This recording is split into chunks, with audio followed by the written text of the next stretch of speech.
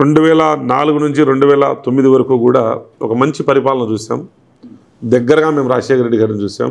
అనేక మార్లు మార్నింగ్ ఇంటి దగ్గరికి ప్రజా దర్బారం నిర్వహిస్తారు. మేము కూడా హైదరాబాద్లో ఉండేవాళ్ళం ఈ కాంగ్రెస్ గవర్నమెంట్ ఉన్నప్పుడు.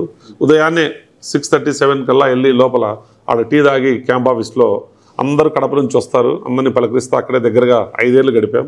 సాయంత్రం ఏదన్నా మాకు ఆ పని ఈ పని ఏదన్నా ఉంటే సి బ్లాక్ పోయేవాళ్ళము, సమతా బ్లాక్ పోయేవాళ్ళము. అప్పుడు కూడా అక్కడ రాజశేఖర రెడ్డి గారు వస్తారు, కలిసేవాళ్ళం. 2009లో అనూహ్యంగా ఈ సంఘటన జరగడం జీవితంలో కోలుకోలేనటువంటి సంఘటన. అది ఇప్పటికి కూడా జగన్మోహన్ రెడ్డి గారు ముఖ్యమంత్రి అయినా కూడా ఆ సంఘటన ఇప్పటికి కూడా ఎవరికి కూడా, అంటే నాకే కాదు ఈ జిల్లా వాళ్ళందరికీ కూడా, రాజశేఖర రెడ్డికి సంబంధించిన వాళ్ళందరికీ కూడా కోలుకోలేని సంఘటన. ఈవెన్ వాళ్ళ బంధువులతో సహా నాకు అనేక మంది పరిచయస్తులు ఉంటారు కాబట్టి చెప్తా ఉంటారు, ఇది చాలా ఆ రాజశేఖర రెడ్డి గారు ఉండింటే మా జీవితాలు ఇలా ఉండేవి కాదు. ఎందుకంటే ఒక్కసారి 2009 నుంచి 2019 అంటే దాదాపు 10 సంవత్సరాల కాలం.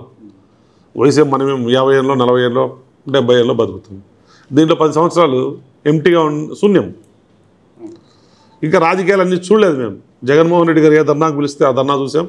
జగన్మోహన్ రెడ్డి గారు ఎక్కడికి పోతే అక్కడికి పోయాం. ఏ పాదయాత్ర పోతే ఆ పాదయాత్ర పోయాం. ఏ ఓదార్పు పోతే అక్కడికి ఓదార్పు పోయాం. ఇదే మా జీవితం అంతా కూడా.